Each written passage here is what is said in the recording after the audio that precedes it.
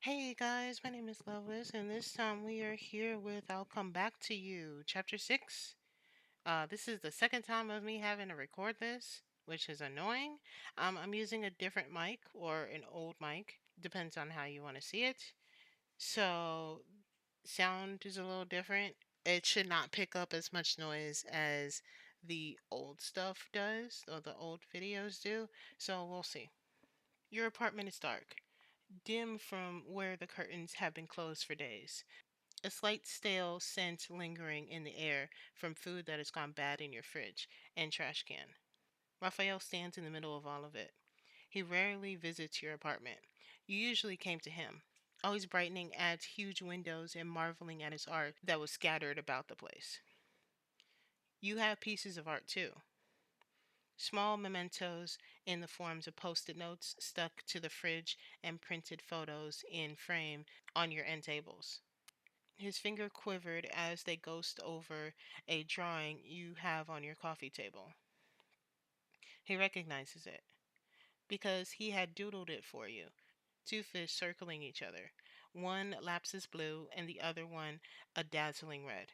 He sucks in a slow breath when imagining your blood flash in his mind, fueled by the crimson fish he had drawn to represent you. He had intended to reflect your vitality, not your mortality. Silas is with him. In fact, they haven't been apart in days following the attack. They can't bear it. Each time they want to leave, your final request brings them back together. It's like you've replaced their inner voice, a conscience that keeps them firmly at each other's side. They barely speak or interact in any way, apart from when they cry and when they kill. When they kill, they're unstoppable. Silas says nothing as he puts on his jacket. Raphael follows suit like a very dangerous shadow. They don't kill senselessly. You wouldn't want them to do that. But they do cull and maim as much as they can. Hands stained with wanderers' ashes and scummy human blood alike. It doesn't help. Not really. But it distracts.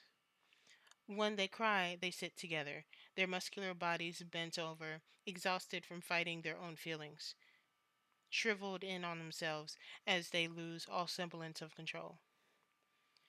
They even sleep in the same room. Nightmares flood their minds, images of your frail body bathing in your own blood, flashing beneath their eyelids, their hands reaching out to grab you and find each other instead. A reminder that you are gone and that you want them to comfort each other. Raphael is adjusted to the N109 zone easily. His sleeping patterns was always questionable. Inspiration usually came in the dead of night. He briefly met Luke and Kieran, though didn't speak to them, just curtly nodded and left Silas to do whatever he needed to do. The only reason they were here during the day is because of Xavier. True to his word, the hunter had somehow gotten a hold of Silas's contact and told him everything. He reported that you were currently in a coma, your wounds had been stitched up, you had received multiple blood transfusions, you weren't conscious, but you were alive. Hope is dangerous, but both Raphael and Silas allow themselves to feel it. That hope is what leads them to your apartment. Hope that you'll wake up. Hope that you'll be discharged. You'll return to a spotless and welcoming home so that you don't have to think about anything but your own recovery. Silas, as always, is a silent force as he gets to work. He opens the fridge to get rid of the perished items milk, vegetables, meat, all spoiled now that you're not here. Meanwhile, Raphael ventures to your bedroom, strips your sheets, shoves them into the washing machine, then replaces them. Maybe in a foolish attempt to make himself believe you'll be coming home soon enough that they won't get dusty in your absence. Maybe because he couldn't bear to imagine the sadness on your face if you saw that the plushies you slept with didn't have a blanket. He lifts one of said plushie up, a chick with a white and blue striped scarf and a red beret. Silas senses his tears. It's an instinct he picked up in the last few days. Whenever the artist abruptly goes silent, whenever he's usually pacing or fondling with his daggers ceased, he's battling his guilt again. Quietly, Silas comes up behind him and rests a steady hand on his shoulders. Raphael clutches the plushie as though if it's a lifeline. Silas does the same when he plucks the gray crow with ruffle collar from its nest. It looks so small in its hands, just like you did. He didn't move when the door clicked open. Doesn't care when the blonde haired hunter goes to the bed.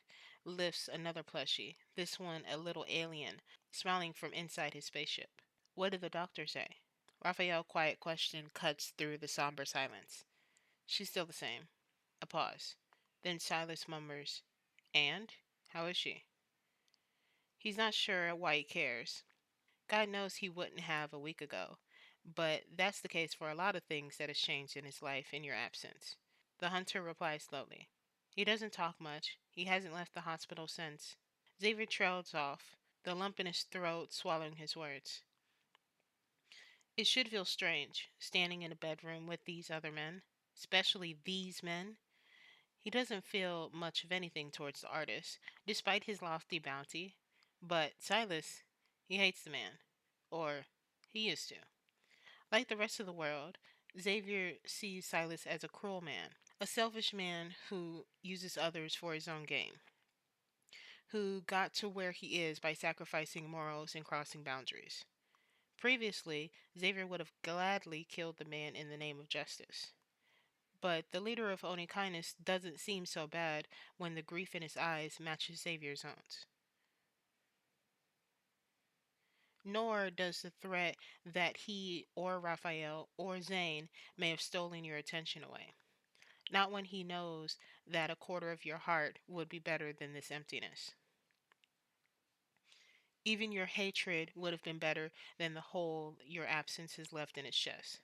Something he wholeheartedly believed the others would agree with. We should bring these to her. Raphael's voice wobbles as he looks down at the plushie in his grip. To to sleep with. She hated being alone. To sleep with. Sleep. A kinder word than death. Silas ducks his head to hide the tear that slips free, crawling down his cheek before falling onto the crow plushie he holds so tightly. We should, he finally agrees, after the silence between them gets too loud. Before they leave, Raphael notices another plushie, a snowman, with pink snowflake cheeks and a dapper red bow tie. He swipes it, not daring to question why. Silas drives. They don't speak, but they do listen to the playlist Silas never takes off his phone. The only playlist he cares to listen to. The only playlist he knows every word to. Your playlist. Songs, all of them can remember you belting with passion and drama, a big stupid grin on your face as you pass them a non existent microphone, demanding they duet with you even if they don't know the words yet. These songs don't feel the same when you're not here. It's the same music that plays in the private room where your body is in. I'll bet a little quieter, barely perceivable amongst the thrumming of the machines keeping you alive. Doctor, there's. She has visitors. The nurse's voice is soft as she. The nurse's voice is soft when she addresses Zane, who has sat next to you with his face buried in his hands. As though she doesn't expect the man to answer, she has turned away countless of your colleagues, denied entry by the renowned doctor, who has not left your side. But somehow, Zane senses who these visitors are. It's like he can hear their hearts bleeding, tearing themselves apart, mourning the loss of the brightest star in the sky. She is surprised when he simply nods, allowing the three men to enter, allowing them to feel the pain he feels. He can hardly bear it. Your body's frail and limp, only breathing because the machines attached to you are forcing you to. Your fragile heart beating only because you've been shocked back to life countless times by the defibrillator permanently at your side. Too many tubes and wires connected to your ashen skin, monitoring every system in your body, alerting any change, no matter how minor. You have been stitched up, your flesh mended, angry red from trauma, but mended. Healing beneath bandages, Zane insists on changing himself, distrustful of the capable colleagues that offer him help constantly. Whether you'll ever wake is another matter entirely. She's lost too much blood, Zane croaks into his hands, a far cry from the usual calm timbre.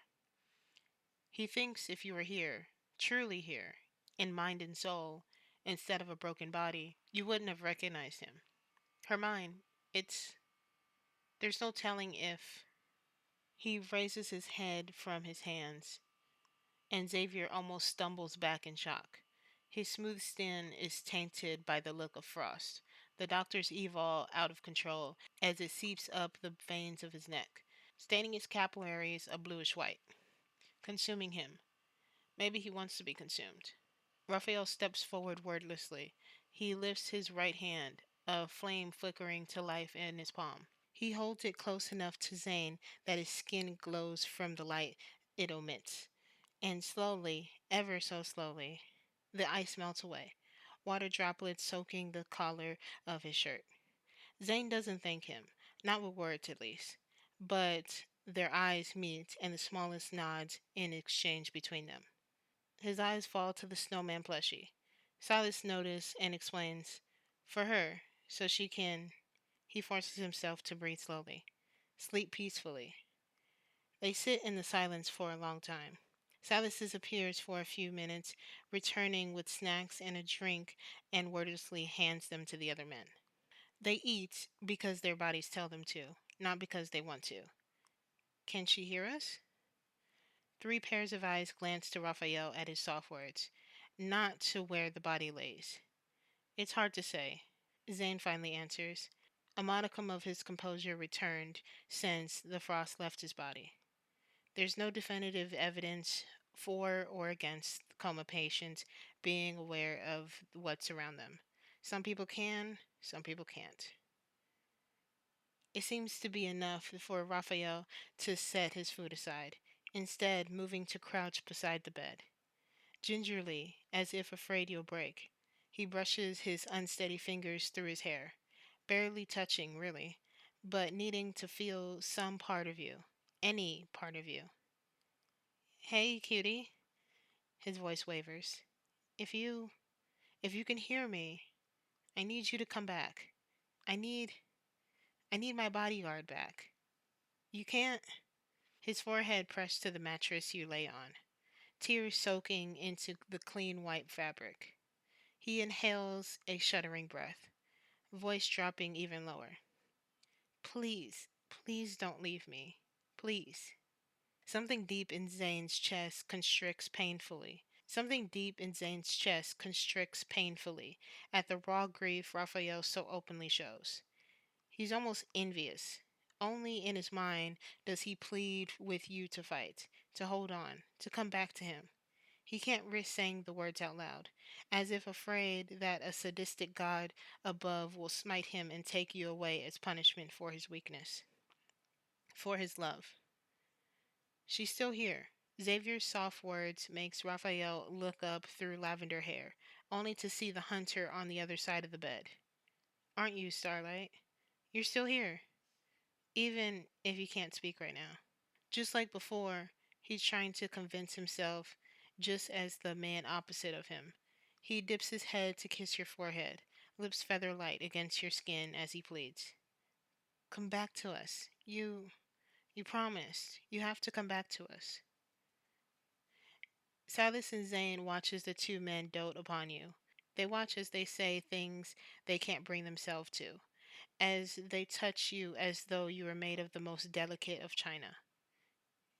It is odd to let possessiveness wane. Things like jealousy feels oddly petty when they see how delicate the other men move around you, when they see the same expression on each other's faces.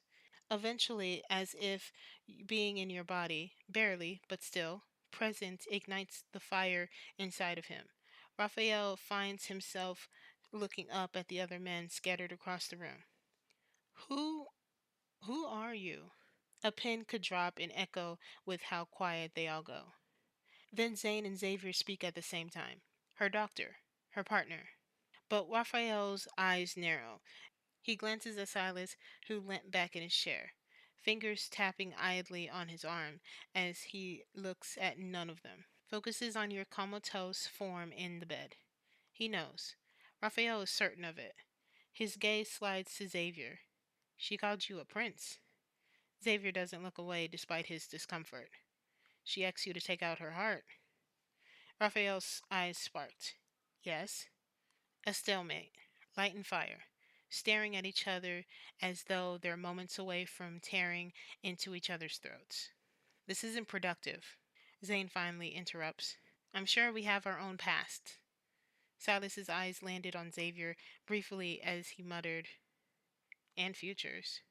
The doctor's brow dense in confusion, but he stops himself from questioning, lips pressed into a firm line. He wants to. Silas can tell that much. But the man is nothing but restrained. It will do us no good digging into each other's secrets. Who we are, or were, or will be, doesn't matter. Not right now. They can agree to that. Silas glances at the doctor, a ghost of amusement glimmering in his ruby eyes.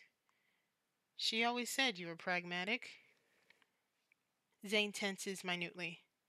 I'm surprised she spoke of me at all. Silas tilts his head. Why wouldn't she? She fawns all over everyone who's important to her. Fawns? Xavier repeats, glancing down at your vacant face before his sapphire eyes landed on Silas. She never mentioned you. A petty jab, one that Silas just shrugs at. I'm sure that would have gone down a treat, he says dryly, before his voice pitches up to imitate yours. Xavier, Xavier, guess who I met in the N109 zone? You'll love him. The hunter's eyes narrowed as he concedes that Silas does have a point. She often spoke of you, Xavier. Zane murmurs absently, his sharp eyes flitting to the monitors by the machine, constantly checking to see if there's any of your vitals that have. She said you were stubborn, that you had a tendency to ignore your own injuries to look after her. Sounds familiar? Silas mutters. He's not sure if Zane or you he was talking about. Look after her? Xavier repeats, the phrase bitter on his guilty tongue. Clearly, she was wrong. A silence falls over them. It isn't awkward, not really. More understanding than anything else. Empathetic. The same sinister remorse curling inside of all of them. Silas stands, walks over to your body, and lays a gentle hand on your ankle. He wants to fuse around you, to tuck you in, to murmur his own sweet nothings into your ear, as though they will convince your broken mind to patch itself together. Doctor, does she need switching? He calmly asks, and Zane shoots up as though struck by lightning to take a look at the tubes Silas is pointing at. He's about to investigate carefully, careful fingers brushing your calf. But then something unusual happens. Golden light floods your vein, shooting to where each of them touch you. It illuminates your skin and sinks into their own, as though your very soul is trying to reach out to them. As though even unconscious, your evil cannot resist resonating with them. The machines monitoring your system go wild, your heart rate speeding up higher than it has in days. Your breathing comes in quick gasps, eyes fluttering behind your eyelids, muscles seizing beneath bruised skin. A small crowd of doctors enter immediately, their faces obscured by masks. They usher the men, even Zane, out of the way with a curt, stand back, which he protests to a colleague he doesn't recognize, a brunette woman with her hair back in a neat ponytail, turns to him with stern eyes. Her evo is reacting to you, doctor. It's unsafe for you, all of you, to be in close proximity with her. She could be experiencing a seizure if that happens again. I assure you I'll take great care of her. No, Zane. Her voice is sharp and unyielding. You have not left this room for 3 days. You will go home and you will rest. And we will look after your patient. He blinks at her, and her eyes softened. You cannot help her in this state, Zane. Go home, sleep, and when you return, she will still be here. The meaning behind her words isn't lost on Zane or anyone else in the room. The doctors don't believe you'll ever wake up. Zane doesn't react to Silas's hand on his shoulder that silently encourages him to move. He can sense rage bubbling under the skin of the crime lord's composed expression. It's oddly calming to know he's not the only one furious with the situation. And he knows when he's pushed himself past them.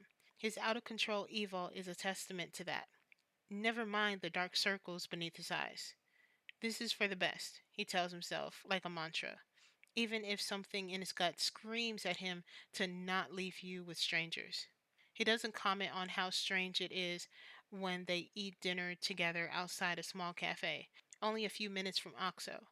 He doesn't dwell on how unusually comfortable their silence is, and an unspoken truce between them. They've been there for about an hour, sipping on coffee and teas when the silence is broken by Zane's phone ringing. If it was anyone else, he would have ignored it. Grayson? His voice wavers slightly. Strange to stay leveled with hope twisting in his gut.